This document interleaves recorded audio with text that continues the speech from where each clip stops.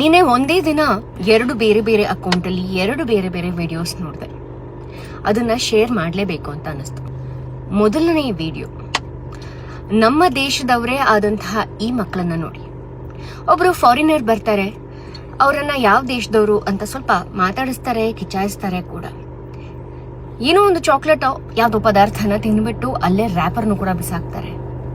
ಆಕೆ ಅದನ್ನ ಎತ್ತು ನಿನ್ನ ದೇಶ ನೀನ್ ಕ್ಲೀನಾಗಿ ಇಟ್ಕೋಬೇಕು ಅಂತಂದ್ರು ಕೂಡ ಕೇಳೋದಿಲ್ಲ.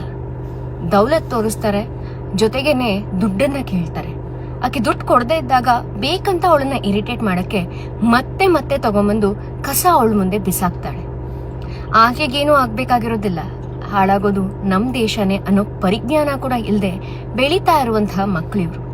ಇನ್ನೊಂದು ಕಡೆ ಕೇರಳದ ಈ 3 ಜನ ಮಕ್ಕಳು ಹಾಜ್ಮಲ ತಗೋಬೇಕು ಅಂತ ಒಂದು ಅಂಗಡಿಗೆ ಹೋಗ್ತಾರೆ. ಅಲ್ಲಿ ಅಂಗಡಿಯ ಮಾಲೀಕ ಇದ್ದಾನ ಅಂತ ಎಲ್ಲ ಕಡೆ ಚೆಕ್ ಮಾಡ್ತಾರೆ, ಇರೋದಿಲ್ಲ.